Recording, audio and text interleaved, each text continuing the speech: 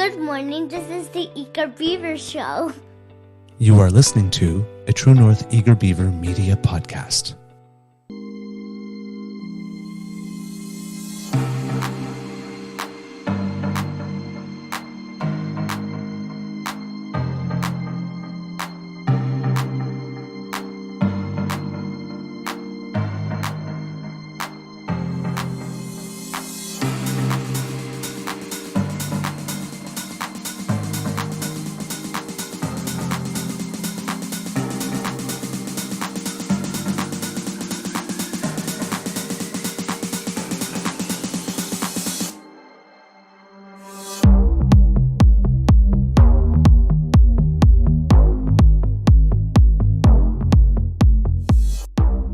The True North Eager Beaver podcasts are proudly brought to you by our founding sponsors, the Miss V Mysteries from Corvid Moon Publishing, your source for science fiction, fantasy, and cozy mysteries featuring a broad diversity of characters.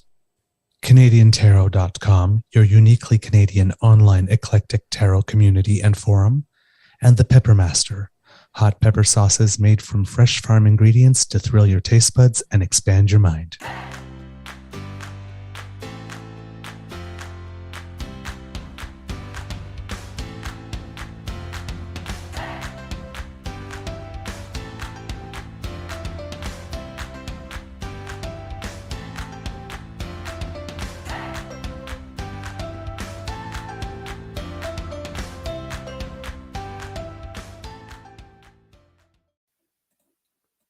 Well, good morning and hello, kids, and welcome to Season 3 and episode number 250 of the Daily Beaver Morning Show here on the Crier Media Network. Yeah, 250, a quarter of 1,000. Gee, never thought we'd actually get there, but hey, a little podcast that could, I guess. Today, recording day is Monday, November 13th, 2023, and it is a nice autumn day here at the Beaver Lodge. A little bit of cloud in the sky, but it looks like it's going to be a lovely day. I'm your host, the Eager Beaver, pronouns he, him, hey, Mr. Beaver, eh? And with me, as always, is my dear friend, Mr. Grizzly, wearing a really, really, really nice shirt, I must say. A big thank you goes to our podcast funding sponsors, the Pepper Master, the Miss V Mysteries from Corvid Moon Publishing, and CanadianTarot.com. But before we do anything else, Mr. Grizzly, how's your mental health today, sir? I'm running on about an hour's sleep, so yeah,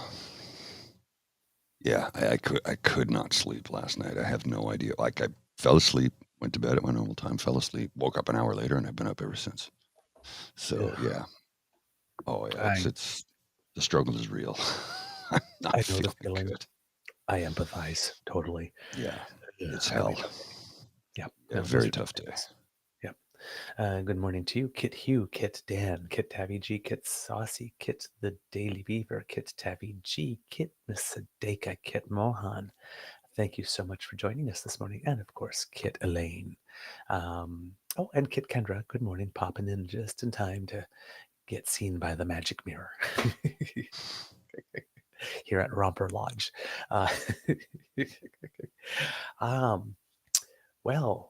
Kids and cubs, we're back from Remembrance Day weekend. And of course, my anniversary weekend, which was absolutely wonderful. But even though I do like to believe it's all about me, it is not. Remembrance Day weekend was the big thing.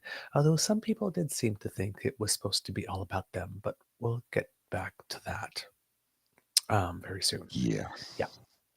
The ceremony went off without a hitch.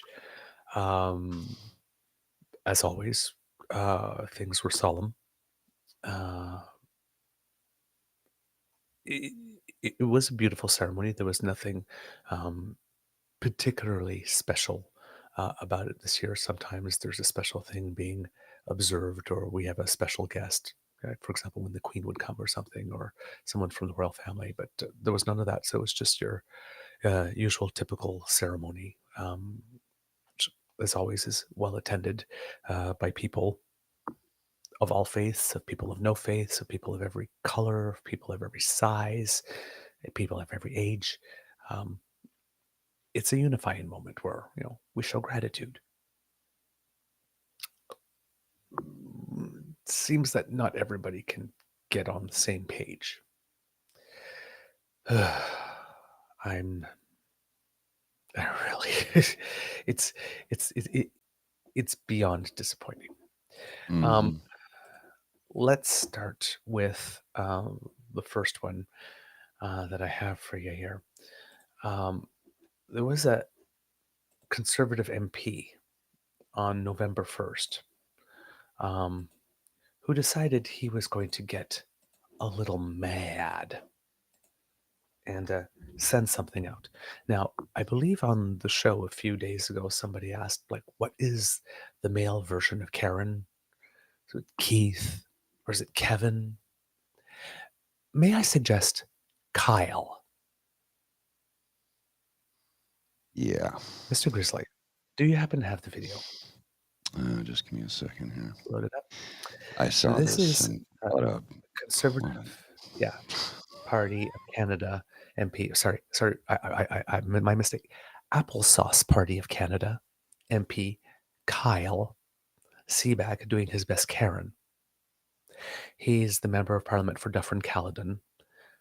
Calls himself the Shadow Minister. Again, another thing. Parliamentary critic for international trade. Also the Vice Chair of the Standing Committee on International Trade.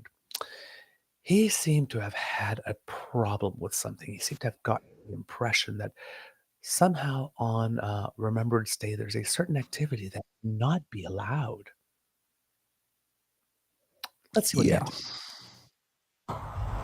It's been another long day here as we fight this incompetent Liberal government that is, driving up the cost of everything, and we keep trying to find ways to make life more affordable for Canadians. But I gotta tell you something that's really sticking in my craw right now. The Liberals have actually sent instructions to military chaplains that they are not allowed to have prayers in any religion. And they're encouraging that there be no prayers on Remembrance Day. This is a new low, even for these Liberals. Canadians made enormous sacrifices that we honor on Remembrance Day, and part of the way we honor that is to offer some prayers of remembrance for them. Another example of Justin Trudeau and his woke Liberal policies really trying to radically alter this country. We're going to fight to stop this as well, and I hope you'll fight with me. He has a vivid imagination because that didn't happen. Nope, didn't happen. Never's going to happen. Not all going to happen. I don't know what it is about the Conservative Party of the Applesauce Party of Canada that seems to want to paint Canada as a country that purposely attacks religion, and a country that's governed by anti-Semites, particularly in time for Remembrance Day, or using, any activity such as this. While talking about Remembrance Day, the words Remembrance Day should be out of your trash mouth. Mm-hmm. And when I saw that, I thought, let's bookmark this for when there are prayers on Remembrance Day. Like there always are. And Mr. Grizzly. Oh. Well, look at that. Brigadier General Guy Belil, who is the Chaplain General of the Canadian Armed Forces. What does that say under the caption? Leading prayers at national ceremony. What was he leading? Prayers. Yeah. Most Reverend Scott McCaig offers benediction at National Remembrance Day ceremony. So I was there. What was he offering? Benediction. So benediction and prayers. Yes. It was a twofer. But Kyle, legislator, MP, proud patriot, was convinced somehow that there would be no prayers. Prayers would be verboten. No prayers. Lied to the entire nation. don't know for when he's going to schedule his apology video to the nation, given that there were prayers for lying and misleading us and causing some people to panic. I hope we will be getting your apology video, Kyle, at some point. That's not Will going to you happen. forget 12 days later that 12 days ago you tried to pretend that there would be no such thing as prayers? There was always going to be prayers at Remembrance Day, even if there was not a chaplain leading a prayer or the bishop cannot ordinate, I believe. I don't remember the full name of his title, of Canada would be there. There we go, Bill Blair. Let's be very clear. Canadian Forces chaplains are not and will not be banned from Prayer and Remembrance Day, not at any other time. The Chaplains General Directive seeks to ensure that public addresses reflect the spiritual and religious diversity of Canadians. So they lie so damn often, and we have the proof that they lied. Where will the apology be? Oh, that'll never happen. That'll never happen. You'll just sweep it under the rug. It happened 11 days ago, so it's it's in the past. It's in the past. Yeah. I like Kit Sozzy. Sit up, Kyle. Sit in Cartman's voice. Sit up, Kyle. You're such a Kyle. Why'd you have to be such a Kyle? Anyway. Kyle's mom's a bitch. She's a big fat bitch. Except it's not Kyle's mom. It's just Kyle. Just Kyle. Kyle is a bitch. So here we go. We had prayers. And even if a chaplain wasn't going to be leading those prayers, there were still going to be prayers because there's a moment of silence. And people who wanted to pray say their prayer at that moment. So even if there wasn't any prayer at all or any benediction, it's not that there would be no prayer at Remembrance Day, it's just that there wouldn't be some person at a podium with a microphone saying a prayer for you on your behalf in your name. You would get to pick your own prayer in your own words. Personally, having a solemn, quiet moment to show your gratitude. You don't have to make a big show for everyone to see. You don't have to make a big display of how much more devout or I'm much more patriotic than you because I'm praying harder or I'm praying to a God that's better than yours. It's not about that. Mr. Grizzly, it says specifically that Remembrance Day is to honor all people who fought. All the people who fought. So we had another situation. There was another person who wrote something. Now, this person is, not a politician, but clearly someone who heard what the politicians saw and thought that they should be distraught about it. But either they didn't watch the ceremony or didn't attend the ceremony or something, because after it was done, they tweeted, "No prayers today in Ottawa during the National Remembrance Day ceremony. No prayers for the fallen, the injured, the families, or those serving our country today. No prayers. We were told prayers might offend some of a different religion. Tough. This is heartbreaking." Happen to have a letter that was written to this Karen addressing her concerns. It went a bit like this. "Dear Karen, thank you for your tweet. It seems someone taught you Remembrance Day is observed by people who exclusively share your faith, and thus the day should first be about catering to your faith and your personal faith desires, above those of other faiths or of no faith. It also seems you are into tough love for those who do not share your faith or who are of no faith. We regret to inform you that whomever taught you that was either misinformed or lied to you. As people of all faiths and no faith served in the past and still today in the military, Remembrance Day is also observed by them, and thus we are unable at this time to make the entire day all about your faith, all about you, and all about your needs exclusively.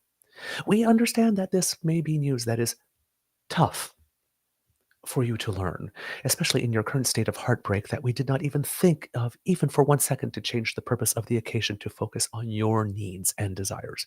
But rest assured that nothing about the fact that the day is about showing gratitude to those who fought and respect for those who gave their lives, for your right to complain to us in public that you should have been made a bigger priority on the day prevented prayer. We are pleased to confirm that there were plenty of prayers during the National Remembrance Day ceremony. The Chaplain General of the Canadian Armed Forces, as well as the Bishop Ordinariate of Canada, offered prayers and a benediction.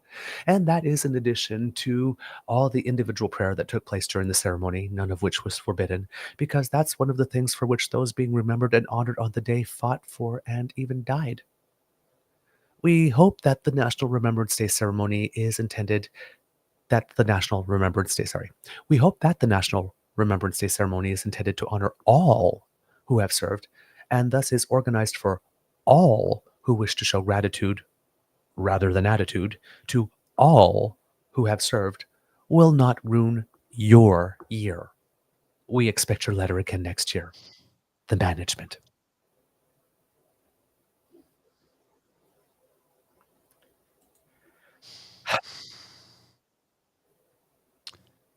These people, they wear out. So I was there because I go every year when I can go, when I can attend. And I was there with Bridget. You're a little low, And sir. I was there with Bridget. Mm-hmm. And we were standing by the flags by the NEC. It was as close as we could get. It was dead silent the entire time. Nobody said anything. They announced the Prime Minister. He pulled up. He got out right in front of me. Nobody yelled F you or yelled his name or screamed or cried or made noise about the fact that the Prime Minister was right in front of them. Everybody was quiet and respectful because the day is about remembrance of and for those who have fallen and served. It is not a day where a political message is tolerated. And I was ready to punch a few people when I saw them parading around with their Save Canada hats on. I didn't, but I felt like it. It is not a day for politics. It is a day for remembrance. And it drives me nuts when people try and politicize Remembrance Day. You have no respect. And you will never have my respect. Mm-hmm. It's also not a day for religion. Exactly. I mean, religion can be part of it if that's your thing, but it's not about putting a faith first or faith first in any way. Anyway, I just yeah. These people. And then, of course, because what is a Remembrance Day with a little bit of, what's the word? Racism and misogyny, right? Because why not on Remembrance Day, right? We have this as well, Mr. Grizzly, if you'll put it up. It seems that some people decided that they were going to choose, and I say choose because this is indeed a choice, to take offense at the fact that the Governor General, who happens to be female and Indigenous, was wearing medals. First photo, if you click it there on it, Mr. Grizzly. So there's the Governor General dressed in the Royal Canadian Navy uniform with her medals. And then this twip here says, I can't read it. It's too small there. Maybe you Apparently, want to read it in, Mr. if you are the Governor General appointed by Trudeau, you can just wear medals you never earned. Okay, and go to the next photo, sir. Let's do a little civics, if you would. Upon taking office, the Governor General also becomes the Chancellor and Commander of the Order of Military Merit and receives the Canadian Forces Decoration. They also become a Colonel of the Governor General's Foot Guards, the Governor General's House Guards, and the Canadian Grenadier Guards. So, the medals she is wearing, and she's wearing 1, 2, 3, 4, 5, are medals that she has earned for her service. Because, as Kit Hughes says right here in the chat, the Governor General is the commander of those orders. That's part of her duty as Commander-in-Chief. This has been going on since 1969. But apparently, the person who wrote this tweet is such a patriot and so cares about our soldiers that he's never met our country. Even on Remembrance Day, these people just cannot take the day off. Nope. And again, it's not that hard at all to go find out, because that little computery thingy that that person used to complain about that fact is the same computery thingy he could have used to go look at photos of Remembrance Day of past Governor Generals. For example, David Johnston. Yeah. Mr. Grizzly, if you would put the image up. Look at that. Nobody complained about that. He was appointed by Stephen Harper. Why didn't anybody complain about the medals he was wearing? He hasn't served. Nope. But as Governor General, he too. And look at that. It looks like 5 medals. Yeah. Oh, yeah. Gee. So what was the difference between all the years that David Johnston served, or Michael Jean, or Jean Sauvé, or Rain Addison, and Mary Simon? What could be the difference? Indigenous woman? Oh, also woman. But and since we've previously had women Governor General, so I guess it's not so much a woman thing. I guess it really is just an Indigenous thing. It would seem that way.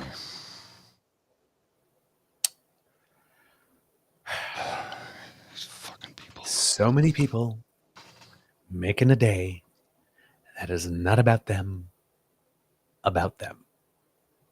Yeah. And it's the Applesauce Party of Canada that is leading the parade, with people like Kyle beating the drum.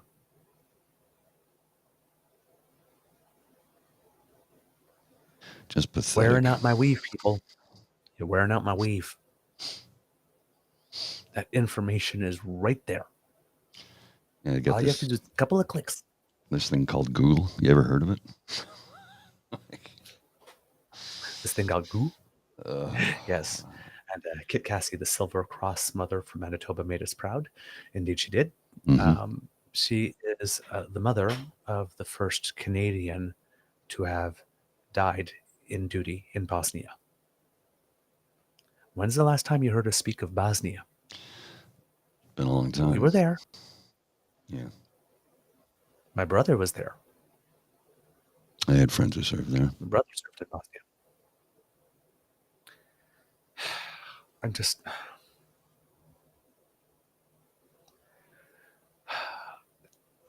We need to get to a point where the people that want to make every moment about, wow, Remembrance Day didn't serve my needs, wow, who actually have an attitude that this is a Christian country, this should be a Christian, and if anybody else doesn't like it, tough.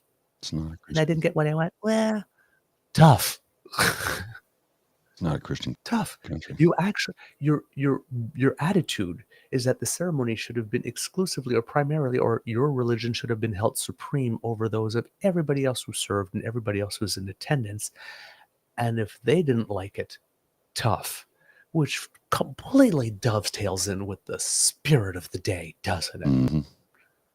Tough toenails and cookies for you.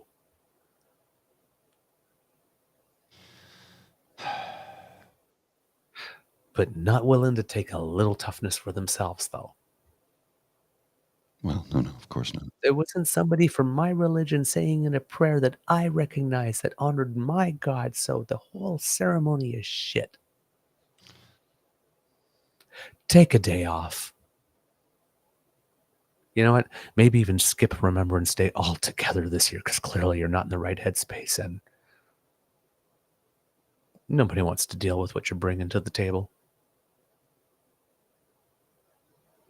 The veterans and those who died also fought for your right to not celebrate Remembrance Day. So rather than ruin it for the rest of us, take a pass. Clearly you're not all that into it. Skippy air quotes. Jeez. Karen, Kyle, if you're not all that into Remembrance Day, that's fine. Go have a barbecue somewhere. Yeah. And just let us do our day the way we do it, the way we've always done it, in a way that allows the greatest number of people to show the greatest amount of gratitude to the greatest number of people. It almost makes you wonder if those types of people would be at Remembrance Day praying only for their Christian soldiers and would take offense that Indigenous veterans were laying a wreath, or that Muslim veterans or Sikh veterans were laying wreaths. I bet you these people are even maybe a little secretly offended that they even are allowed to wear the uniform. Oh, no doubt. If you really ask them.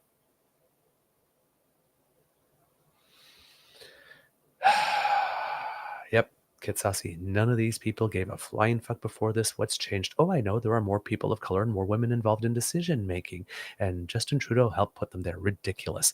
And again, I am going to say it because it's received so little press, but let's remember that this year, the Supreme Court of Canada, for the first time ever in our history, has 5 female justices.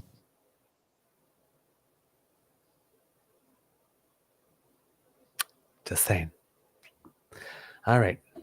Yeah, Kitsasi, won't lie. I'm starting to understand why some countries require their citizens serve a few years in the military.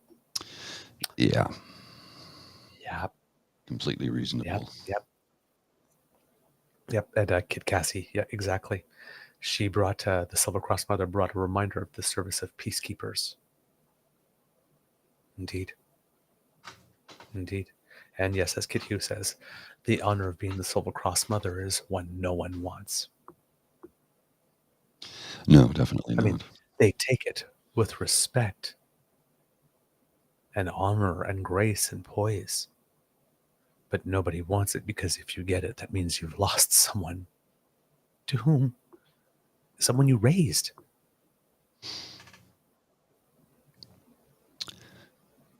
Nobody wants to be laying a wreath to remember someone they raised that is no longer with us because they were taken from them far too soon.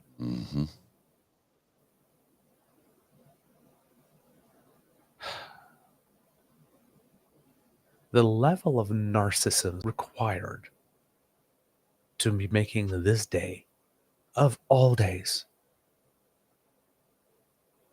about me.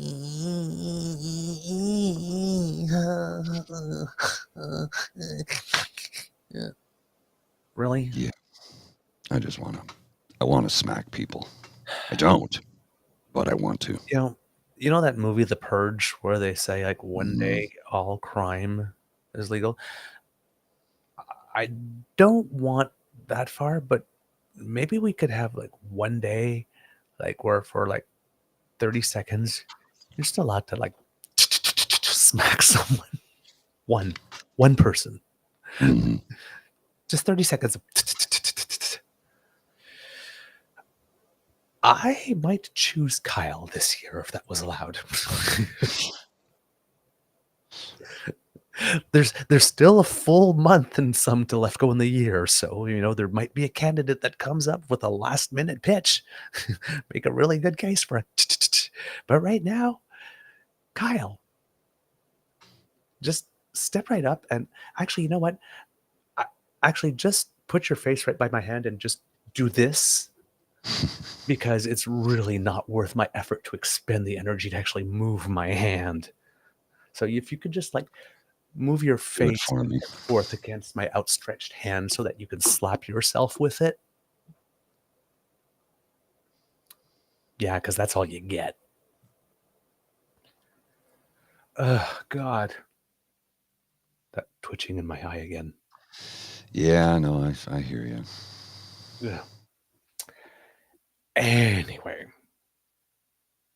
now that we've dealt with the dicks, let's deal with happy stuff like love. Mm.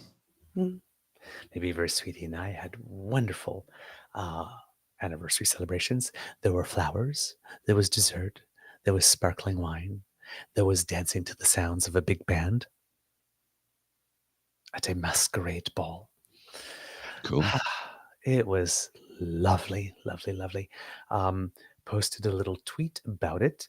Had committed to respond to everyone because I figured, like my close inner circle, because it's anniversary, right? Something like 35,000 people responded. So, yeah, I'm not going to be able to get back to everyone. Had no idea whatsoever, that an expression of love would get that many impressions, but it did. And I am not at all complaining about it because it is an absolutely wonderful, wonderful thing and proof that for whatever it is that Elon was trying to do or says he's trying to do to Twitter, that good, decent, loving, caring, fantastic people are still on Twitter. It's still a good place with good people who want to share and love and joy and all that good stuff. So to all of those who shared in our joy, who sent love, thank you. Thank you so, so, so, so very much. It made our celebrations all the more joyous and wonderful. So, again, just lots of thanks. Um, I have more Remembrance Day stuff in terms of maybe being a little upset or celebrating stuff because conservatives did some weird stuff all throughout. But before we do that, I would like to share a couple of pictures of us. And if you You would can put them share up them. there. There's no sound. You can share them. Okay. Well, I'm just handing them to you. Sorry. Okay. I've got a lot of windows doing weird things at the moment. And here's the thing, is that this was our 11th anniversary. Now, yes, we met late on the 9th of the 10th. We essentially celebrate our anniversary the 10th and the 11th because, right? And somebody said, hey, the 11th on the 11th. And it's like, oh, yeah. Hadn't even thought of that. Which prompted me to have a special moment this Remembrance Day, because one of the reasons for which I love my anniversary with my Beaver Sweetie is because it always does coincide with Remembrance Day. And it's not lost on me, especially in 2023, where we have Conservative Premier Blaine Higgs attacking trans kids, and Alberta Premier Daniel Smith attacking transgender kids, and Premier Scott Slomo actually using the Constitution, which I know these people did not fight for because it did not exist at the time. No. But they fought for everything that led to it. That Constitution that gives me the right to be in this relationship and to write about it and publish it and share it in public with everyone. That I owe them everything.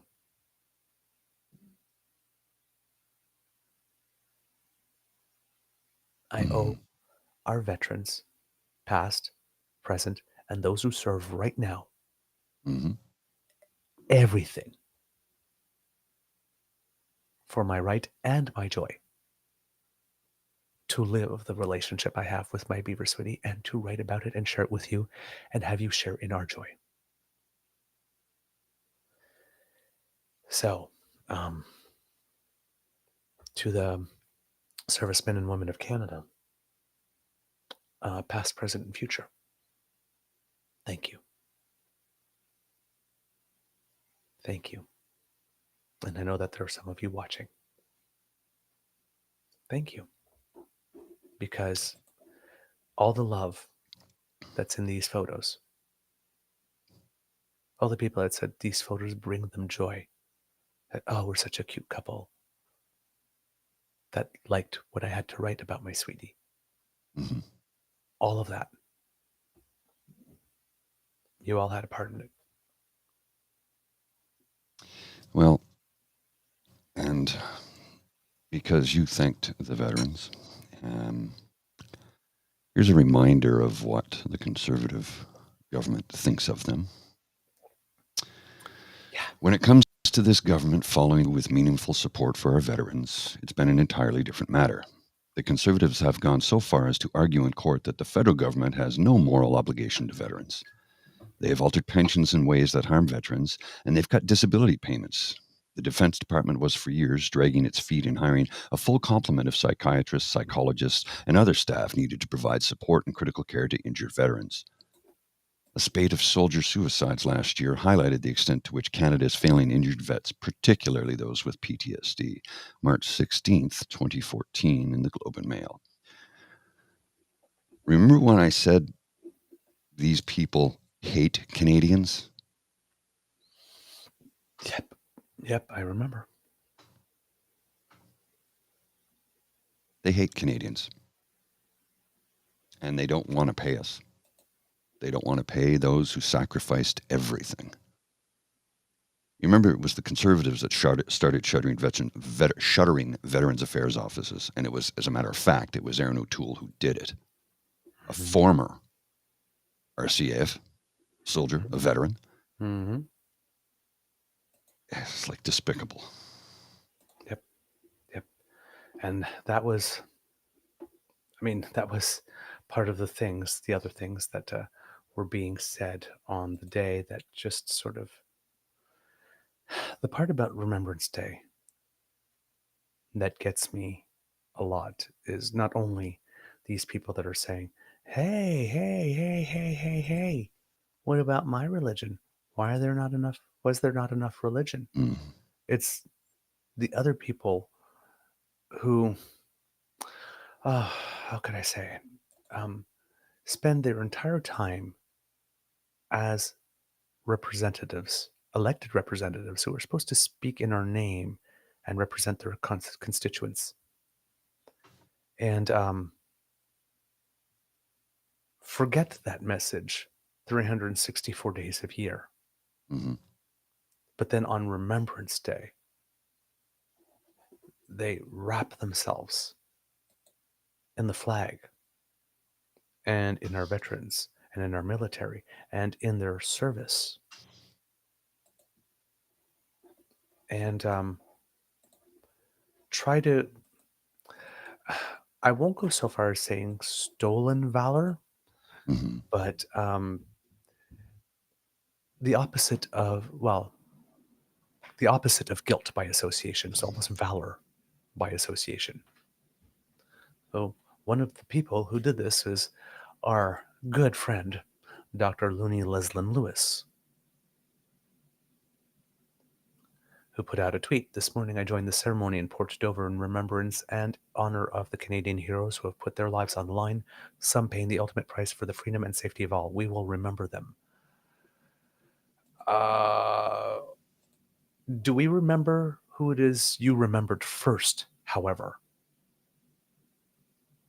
Miss Lewis. Mm-hmm. How could the lady who literally lunches with, if not a certified Nazi, someone who's seems to like them a whole lot, how does that person get to, months later, hold a wreath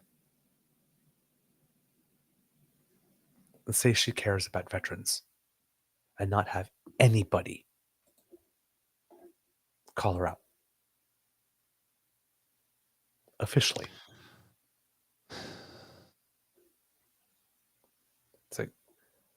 problem with your tweet, Boo Boo Kitty, is you remembered those people first, people you lunched with. We also remember. We will never forget. Then we get this guy here, Roman Baber, Mhm. the guy who throughout the entire COVID thing, man fought against vaccines, Mhm. supported the convoy. Our generation of Canadians did not abdicate responsibility, nor was it spared from the ultimate sacrifice. 158 Canadian members of the Canadian forces died in Afghanistan and over 2,000 wounded. I'm proud to be Canadian, lest we forget.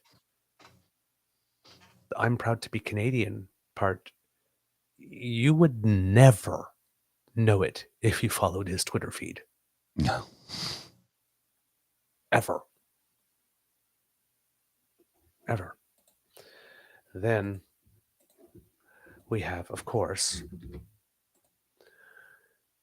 the Lou, the leader of the Applesauce Party of Canada, tweeting a verse from Flanders Fields.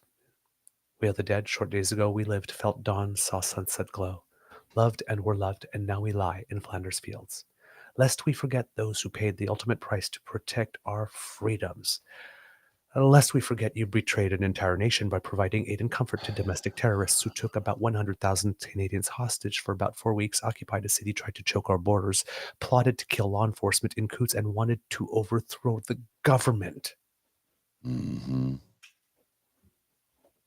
But lest we forget, and today you care about those who served to fight for everything that you betrayed when you act like Skippy the Dishes and brought Timmy's to a trucker.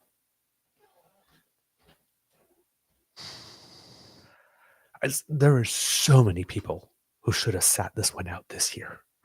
Oh, yeah.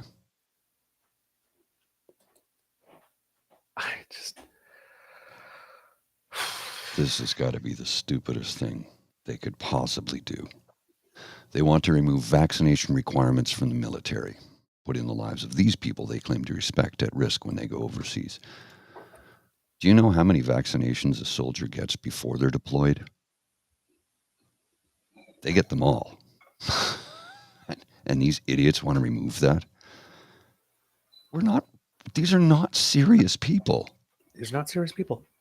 Meanwhile, in Alberta, yes, sure enough, Danielle Smith said that she wants to invite Tucker Carlson, and she's being there because, of course, she believes that Tucker Carlson, right, is like the biggest voice. But he also had a whole documentary and mused aloud about what it was like if Canada would be liberated. So days before Veterans Day, days before Remembrance Day, days before we honor our veterans. Yeah. What if we just do a little TV moment with a guy that suggested invading? So who else decides to come? Oh, yes. Ben Shapiro. It's like they're inviting them all.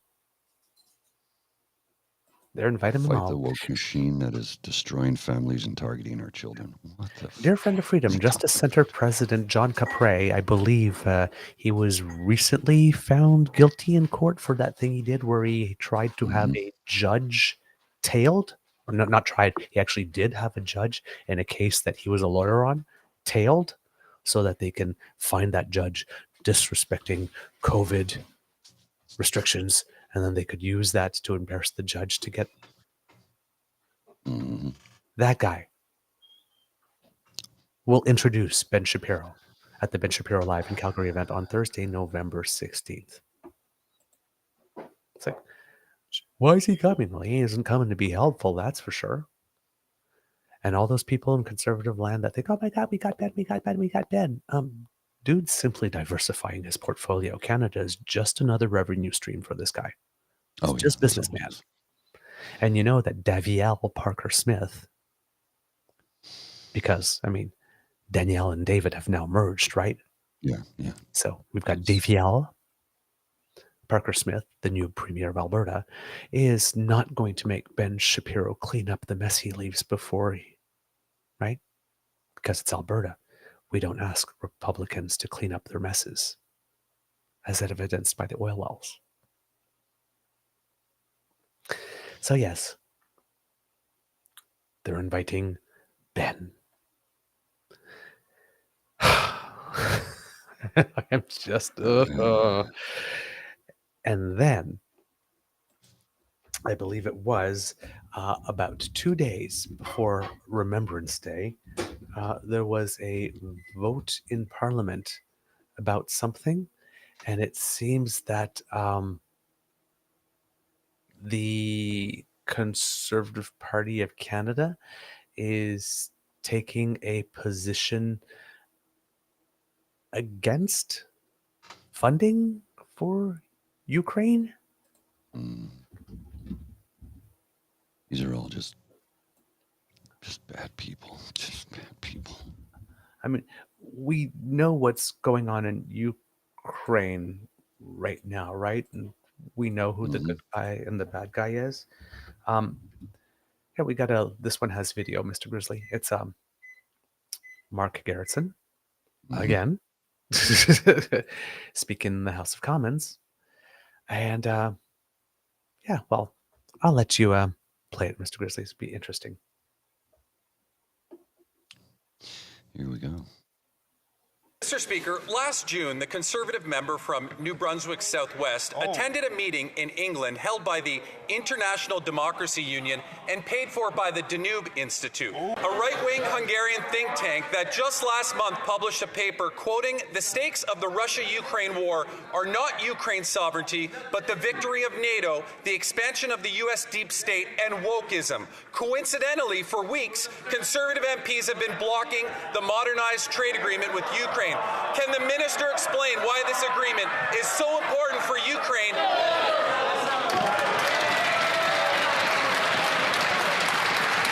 Mr. Speaker, I want to thank the member for Kingston and the Islands for that question.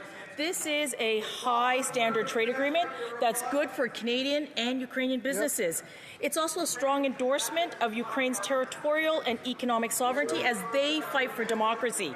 We're going to continue to stand with our businesses, including our SMEs and exporters who want to be a part of rebuilding Ukraine, even as the Conservatives try and stall this legislation and dismiss it as woke.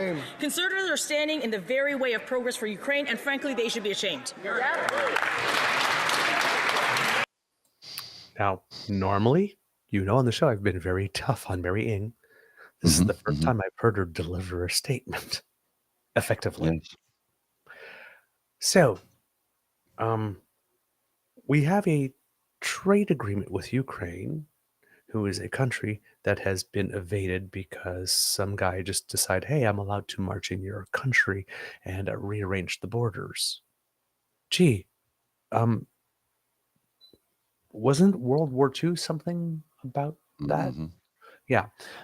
So we are supporting Ukraine. We actually have members of our military in Latvia at the moment on a huge training mission. And we want to sign a free trade agreement or a trade agreement with Ukraine that respects the entirety of its territorial sovereignty. And, well, this kind of support is just a little too woke for Pierre Poilievre, who we just read quoting in Flanders Fields. There's a significant chunk of votes in the West he's just kissed goodbye. Why would anybody in Canada be against a trade agreement with a nation, the highest diaspora of population which live here? A nation with whom we've always, all my life, have had close ties.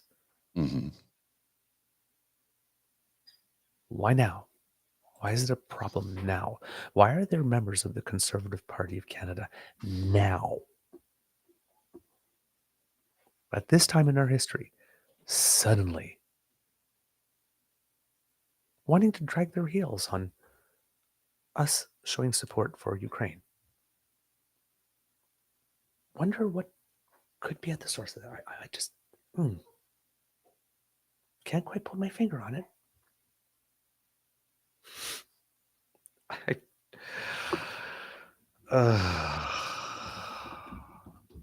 Man.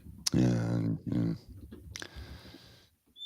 Exasperated. Yes. All the damn time. All the damn time. And you know that thing you mentioned that Candace Bergen said that conservatives support you instead of Canadians support you? Yes. Yeah. There was more of that also online. I wish I could find the example off the top of my head. Unfortunately, I thought it would just pop up. But yeah, there's a whole other tweet where I think was from Skippy himself, who said specifically conservatives, when it was that they should have been saying Canadians. Again, so it seems that there's it wasn't a one-time. No. Thing. Hopefully, I'll find it before the end of the show. But yeah, the thing is as we kept on mentioning, when it comes to all these battles and these wars and stuff, is that the Prime Minister has to speak on behalf of the entire nation as leader. The leader of the Conservative Party of Canada only needs to speak to his base. That's it. And that's all he ever does. I mean, that's really all he... So when he says conservatives stand with you, it's like, we know who he's talking about. We know who he's talking to. It just makes me wonder why it is that somebody who's currently aspiring to lead the entire nation, just refused to speak as someone who would speak for the entire nation.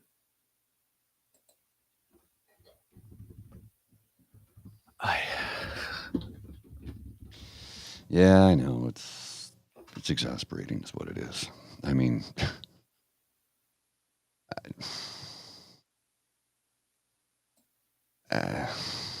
what do you say to that? I mean, she's just a terrible, terrible person.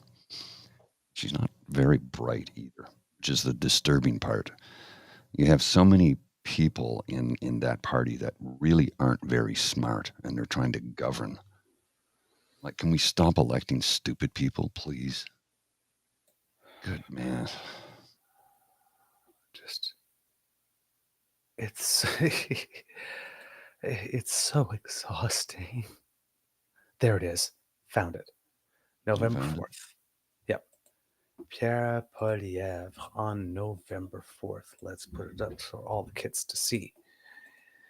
All Canadians should condemn. Let's try that again. All Canadians should condemn the displays of hate and anti-Semitism that we continue to see at demonstrations across the country, including the targeting of Jewish businesses and the open display of swastika on Parliament Hill. Conservatives will continue to stand against hate. Not Canadians will continue to stand against hate. Canadians will continue to stand against hate, PR. More proof that they're conservatives first, not Canadian, and they only speak for each other, not all of us.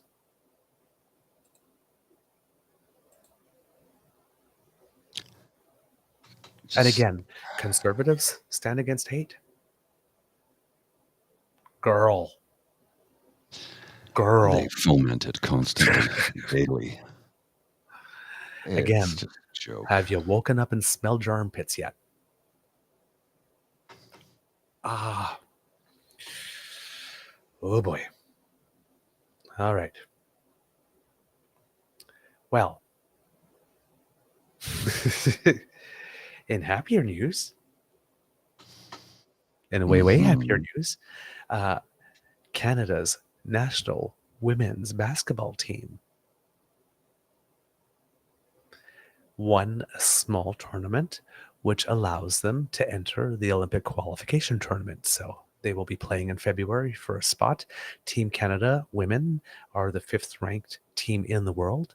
So hopefully that means that they will have a good qualification tournament and are set up for success. But first they had to qualify to enter into that tournament, which they did very handily, beating Venezuela, Colombia, and Puerto Rico in a 4-team tournament to get the top position. In other news, yes, I see you, Kid Dan. Yay, Layla. Yeah, I'm just pulling it up. Yes. Team Canada. Okay. I know we keep on saying that Canada's a hockey nation, but today, and for the next 8 at least, or maybe a few more, Canada is tennis, my folks. Canada is tennis. Because right now, for the first time, Canada has clinched the Billie Jean King Cup, the World Cup of Tennis.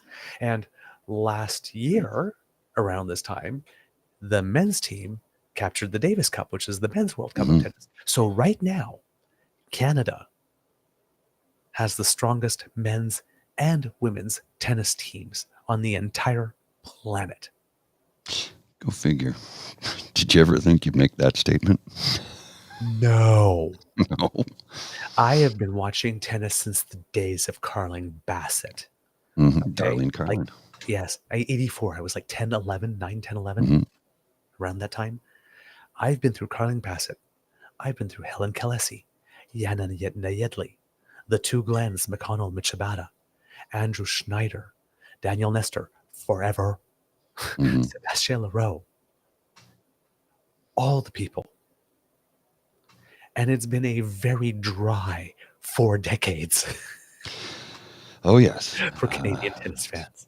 But and then along came Frank I'd Dancer. say the last decade we've been really, world beaters, right? Yes. And then came Frank Dancevich, who came close to the top 50 in the men's. And then we got Alexandra Wozniak, who entered the top 30 for women, was close to the top 20. And then came Vasek Pospisil, who won the Wimbledon's double. And then Eugenie Bouchard, who got to the Wimbledon final. And then Milos Raonic, who got to the Wimbledon final. And then Bianca, who won the first singles slam tournament. And then the very next year, Leila Fernandez in the final. And this year, Gabby Dabrowski won her first doubles title to go with the 2 mixed doubles that she already had. I guess. And then somewhere along the way, the men won the Davis Cup and then the ATP Cup. And then the women. Okay. And the women, let's talk about them. All right. Because Leila Fernandez is 8-0 in Billie Jean Cup King play. Billie Jean King Cup play this year. 8-0. And at one point this year, she dropped from 13th in the world to 96th, almost out of the top 100. And has managed to bring herself back up to 35. Won a tournament in Hong Kong a few weeks ago. 8-0 at the Cup. Captain Canada. But Eugenie Bouchard came back. Played 2 doubles matches with Gabriela Dabrowski. Won them both.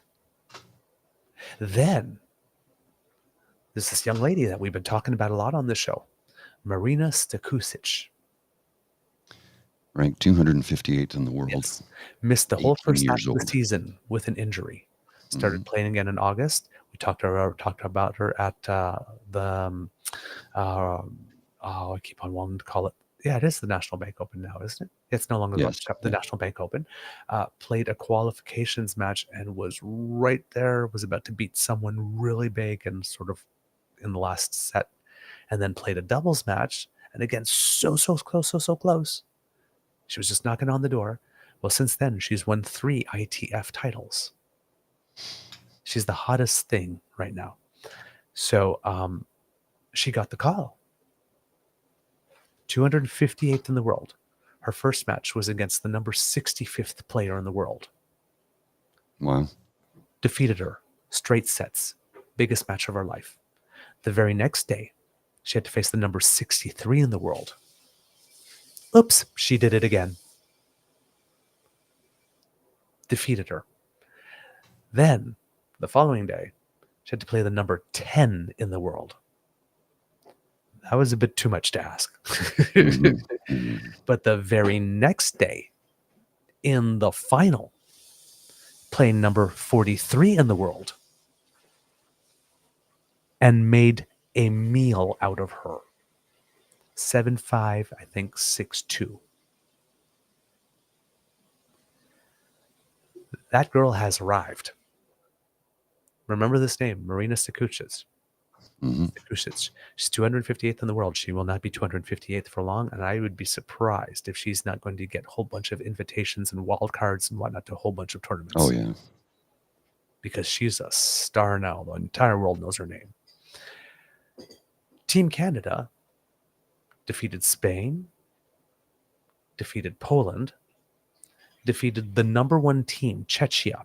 They sent 2 singles players that are ranked in the top 10 in the world, including the Wimbledon champion and including the doubles team, who's probably the number 2 doubles team in the world, who's won tons of Grand Slams. Team Canada defeated them.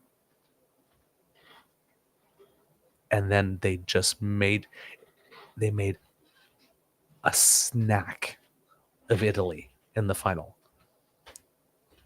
They won the first 2 games, didn't even need to play the third, both of them straight sets, and Leilani Fernandez was on a mission. She won her 6-2,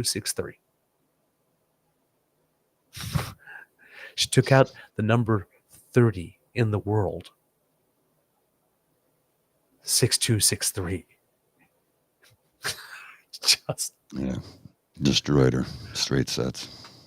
And ridiculous.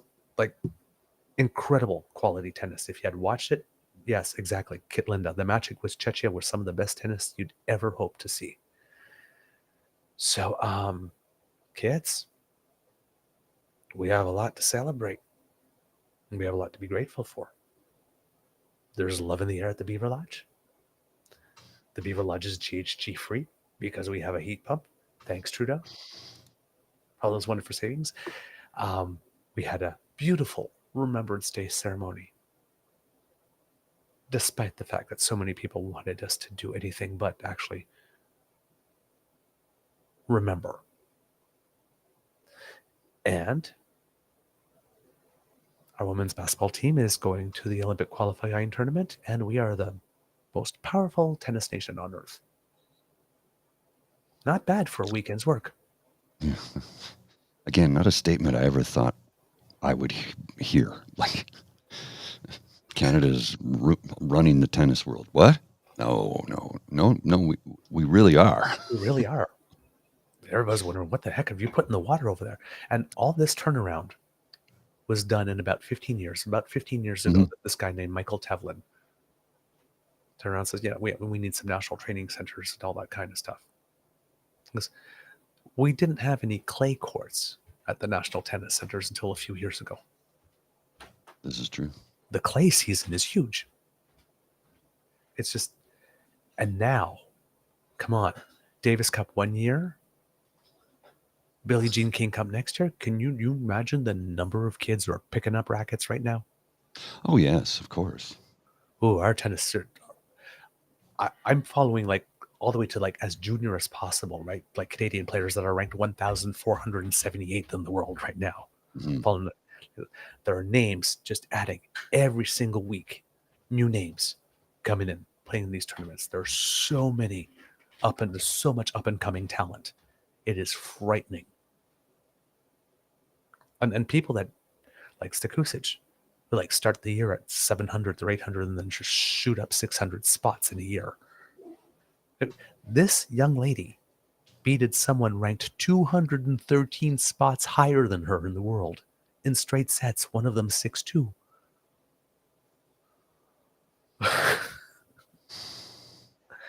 Mind-blowing.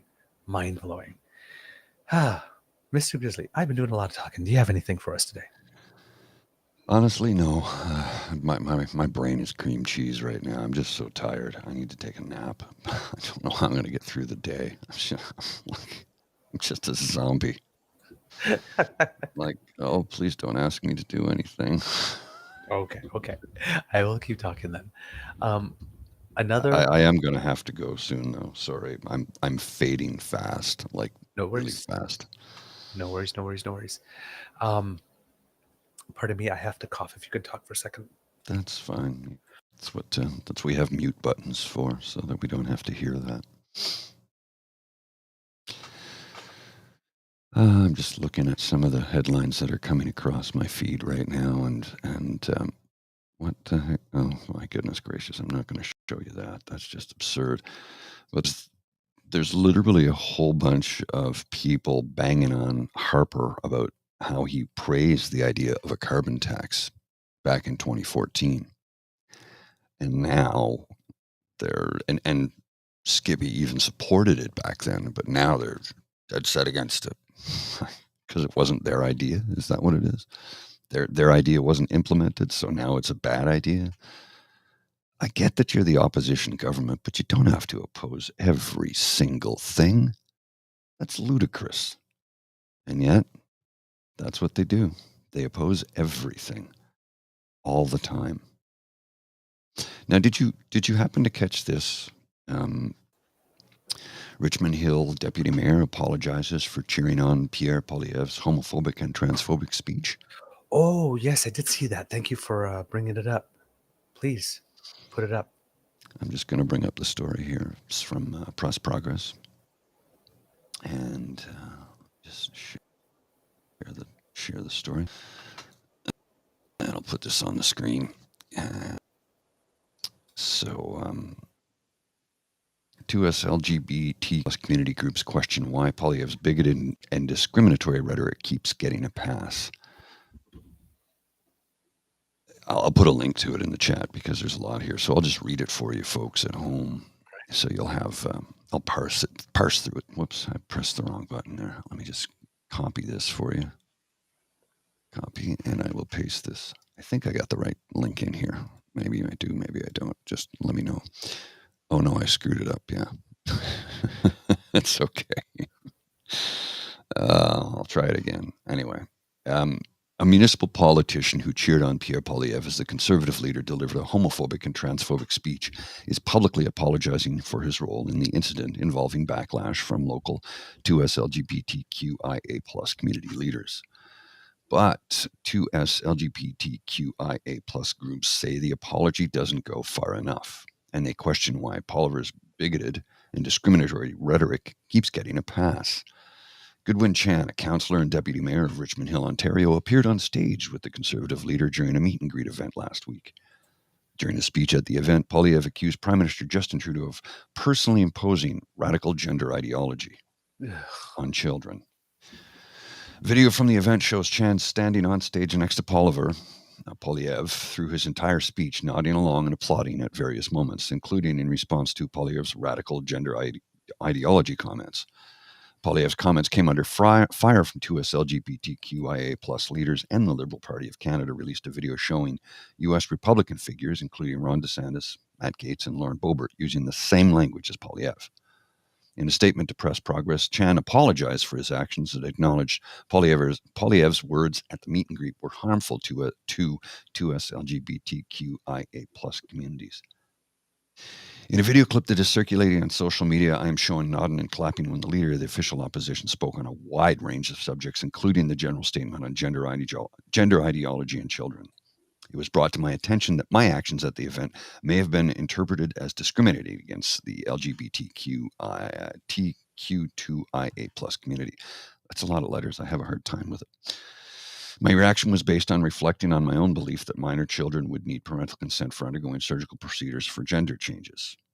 I apologize my reaction that may have been viewed as hurtful to anyone, including lesbian, gay, bisexual, transgender, queer, questioning, two-spirit, intersex, asexual, and other identities that fall outside of cisgender and heterosexual paradigms. Throughout my life as a private citizen and a local official, I have demonstrated by actions and conduct that I have never ever discriminated against any person. Chan said he is committing to learning more about gender issues and challenges the 2GBTQ2IA plus community face every day, and pledged to work with PFLIGHT Canada, York Region, and others to further that knowledge and understanding. So, is it lip service, or does he really mean it? I don't know. But it's still the most disturbing thing about this is that Polyev does not get called out on it. He does this constantly, and he never gets called out on it. Right. And that's the thing that troubles me the most. He just continues to get away with it. Yep. And I'm really tired of it. Yep. Me too. Me too. All right. A couple of things before we go. Kits, because the world kept on turning and there is still news. Our Minister of Global Affairs, Melanie Joly, announced over the weekend, announced yesterday, quote, "We are relieved that 234 Canadians and their families were able to leave Gaza today. I want to thank our diplomats in the region for their hard work and dedication. Canada continues to call for humanitarian pauses to allow for humanitarian aid to get to the people of Gaza." This has been a tough thing because basically to get the people out, there was a list of nations that were in a certain order, and Canada was not in the first orders. And then we had managed to get 30 odd people out one day, and then the borders closed for a few days. And then we managed to get a couple more out till we got to about 100, and then the borders closed, and then we had a bigger push on that day that Melanie Joly has mentioned, but we're still not all out because I think there was about 450 Canadians that were registered, so maybe only about half of them, a little more than half of them are out. But still, that is news that will bring a little bit of inner peace and relief to many in Canada, which is very important. Of course, that led a lot of people to like scream and yell, "Ceasefire, no pauses, blah, blah, blah. This is not an antibiotic. You can administer every 8 hours, blah, blah." Why not call for a ceasefire? We've always talked about it because nobody's listening. There's no point in calling it a ceasefire. The only thing that people can do right now is try to make sure that we're dealing with other nations so that they decide not to enter the fray and escalate, which once again had PP calling for Canada to outlaw the entire IGRC in Iran, which is a really stupid call because, as we've mentioned on this show again, many years ago when the Conservatives were in power, the Liberals asked the Conservatives to do that when Skippy was part of the government, and the Conservatives didn't do that because the RGRC has so many people like cooks and everybody, and you're ordered to serve, and there's no way you can monitor them all. That's why the government of Canada, this one, right, put the leadership of the IGRC on the terrorist list, but not the entire thing. At the present moment, the President of the United States and all other allies have successfully managed to convince Iran not to join the fray. Why is the leader of Canada's official opposition demanding that the Prime Minister take a move that would provoke Iran and could only lead to escalation?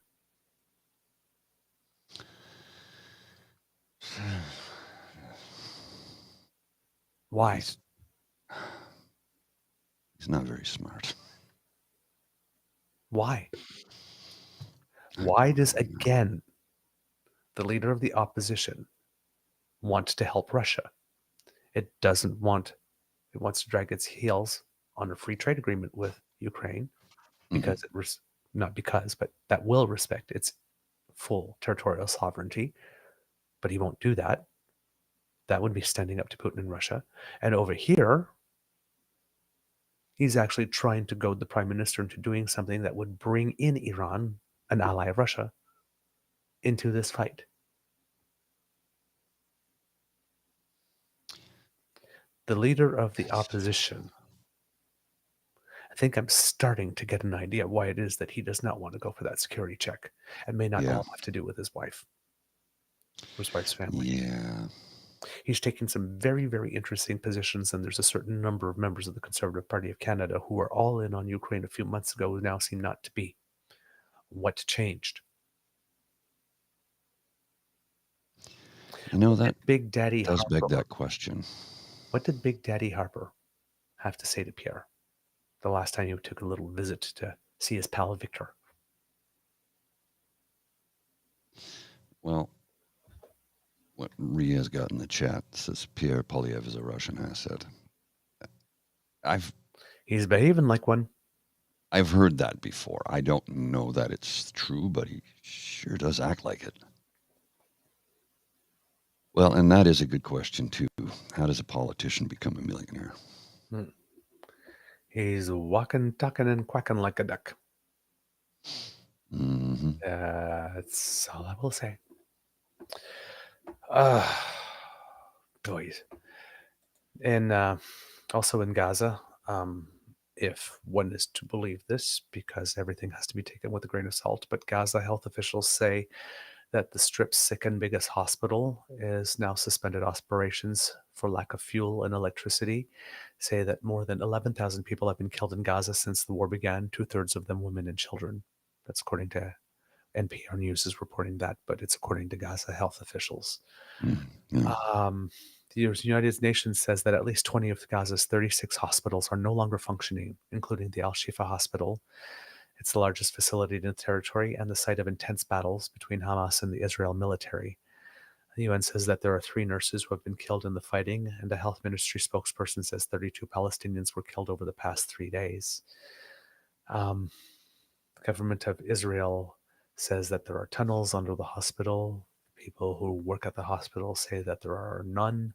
There are still Hamas headquarters there. Hospital officials say that there's no fuel, food, or water. There's still more than 2,000 people inside.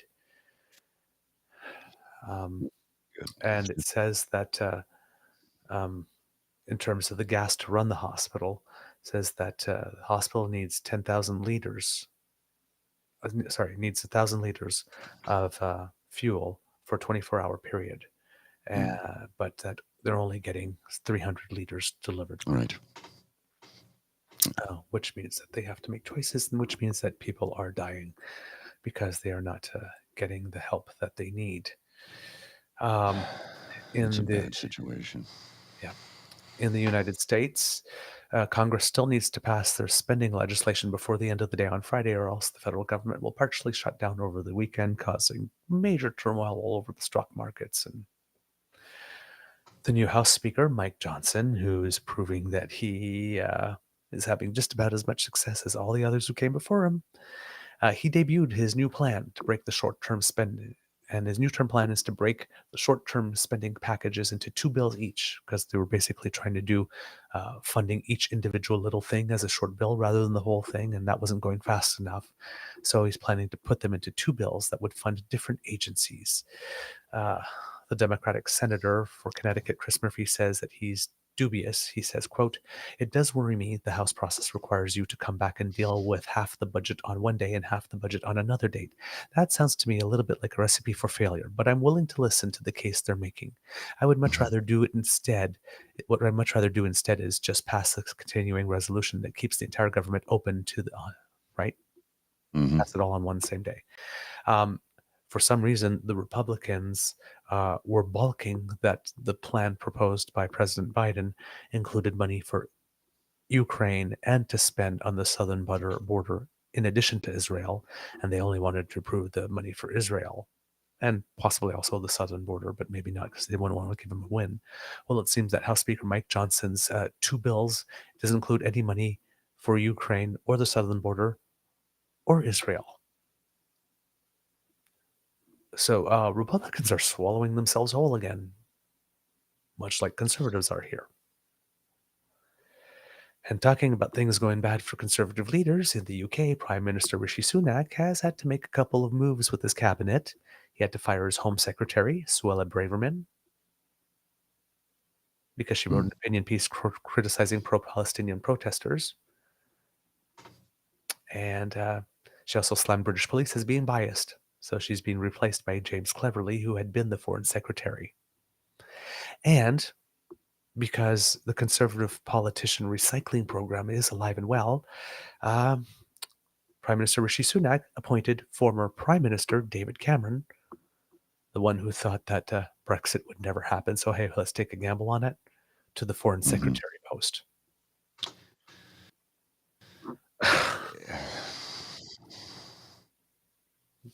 Have you people not done enough damage yet?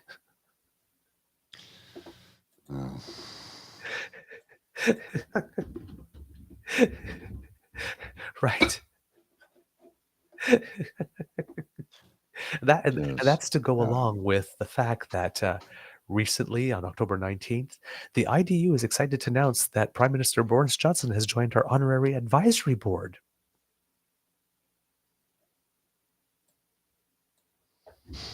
Because, again, we're recycling politicians. And that, of course, is not limited at all to the UK or the IDU. No. Because according to Nate at the breakdown, looks like another UCP MLA found the golden parachute. First, Jeremy Nixon gets a senior director role, and now Jordan Walker lands a gig with a Crown Corporation. Interesting. Yes, indeed. So it's not that. It's not that conservatives don't believe in recycling. They just believe in recycling each other. All right, Mr. Grizzly, do we have a show? Yes, we do. I'm going to go lie down. All right, Kits and Cubs, that's the end of this episode of the Daily Beaver Morning Show on the Crier Media Network. We hope that you loved listening to us because we love making this for you. And I'm full of love because the weekend was full of love. And seeing all these haters and people that tried to sully the day, I'm smiling. It didn't work. You tried to piss us off. You tried to make us angry. You tried to make us upset. You tried to make us dance to the tune you were calling. And it didn't work because I keep on reminding you, I'm hardwired for optimism. You can't get to me. Nope. You just can't. Because sharing is caring and word of mouth is priceless. Please let your peeps and poops know all about us. Very important, and we appreciate all the work that you do. And of course, yes, Tamara's a guest speaker. Yes. That big event in France. For some reason, I'm guessing she might be participating by video because I don't think she's allowed out of the country to go. No. Yes. But yeah, really interesting. While her lawyers are claiming that she is not the leader of the convoy movement, this organization is actually announcing her as leader of the convoy movement. Anyway, yes, democracy is something that you do. Tomorrow, Kits and Cubs, tomorrow is election day in Northwest Territories. So please make your plan to vote. Very, very important. Donate to the Red Cross. Please go get your COVID XBB shot and your flu shot. If you're over 65, get your RSV shot. Very, very important. Your pneumococcal shot is also available. So all of them. All right. Let's keep our hospitals unclogged.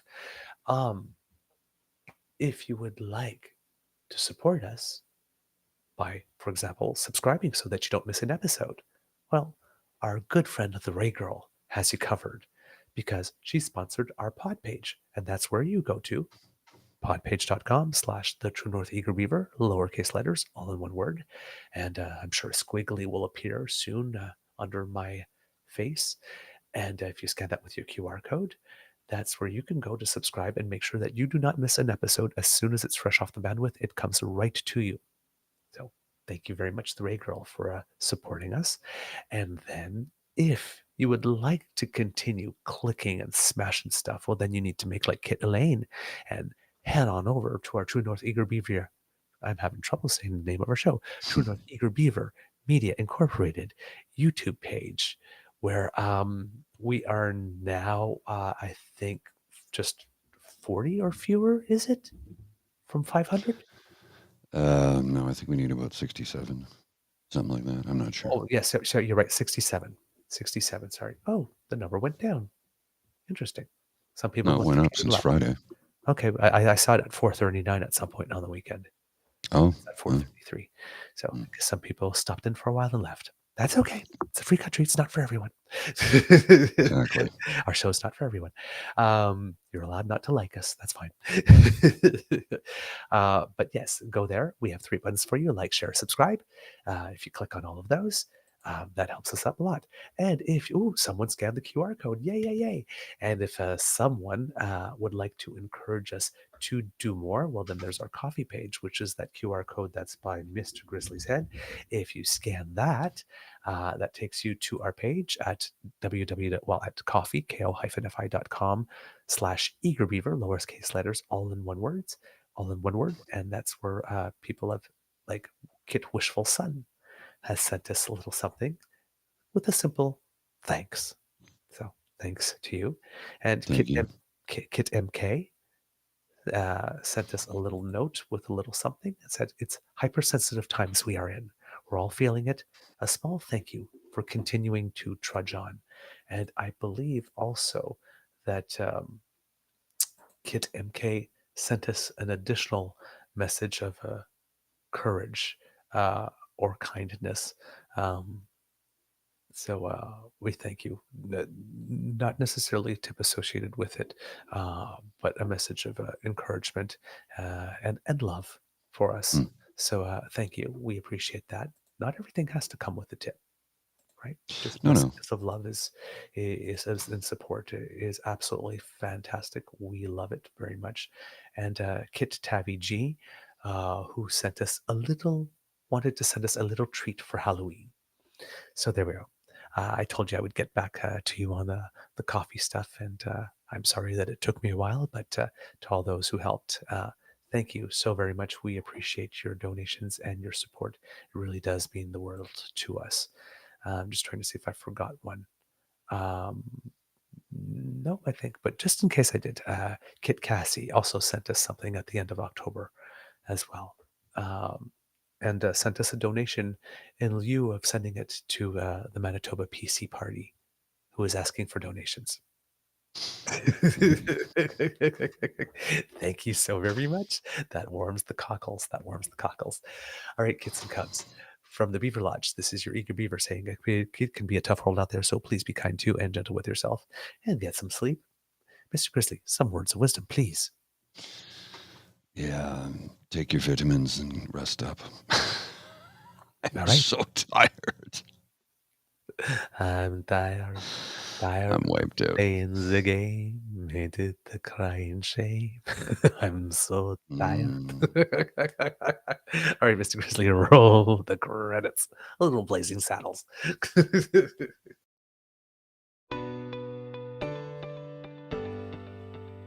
You are listening to a True North Eager Beaver Media Podcast. The True North Eager Beaver podcasts are proudly brought to you by our founding sponsors, the Miss V Mysteries from Corvid Moon Publishing, your source for science fiction, fantasy, and cozy mysteries featuring a broad diversity of characters. CanadianTarot.com, your uniquely Canadian online eclectic tarot community and forum. And the Peppermaster, hot pepper sauces made from fresh farm ingredients to thrill your taste buds and expand your mind.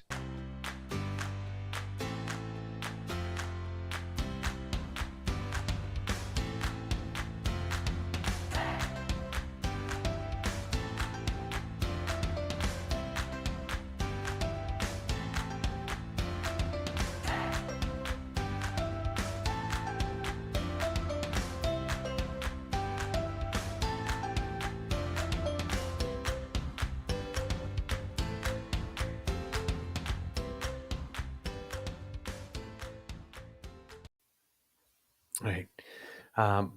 Before we go, just a little Easter egg. Mr. Grizzly, there's an image I would like you to put up there. And that's our wonderful, wonderful, wonderful, beautiful Team Canada in their blue jackets. At Augusta, you get a green jacket. But when you win the Billie Jean King Cup, you get these blue jackets. This is Billie Jean King's favorite color. She wore it a lot when she played. It's the same color she wore when she won the Battle of the Sexes, by the way, against Bobby Riggs. She was there in person. She presented the jackets in person. And Team Canada won a nice, cool, crisp $2.4 million in prize money as a result of winning. Pay equity with the men. Yes. Thanks to Billie Started Jean. with the U.S. Open. Yep. but also now for the cups. And if you look, the 6 women there, one on the left is Heidi Eltabak. She's the coach, also a former player. Leila Annie Fernandez in front, Rebecca Marino in the back. That's Marina Stakusic that you see in the back on the right to the cup, Eugenie Bouchard and Gabriela Dabrowski. Soon to be, probably Dabrowski's heading for the Hall of Fame in doubles for sure. Yeah. All right, kids and cubs, have a wonderful day. See ya. Oh, big hugs.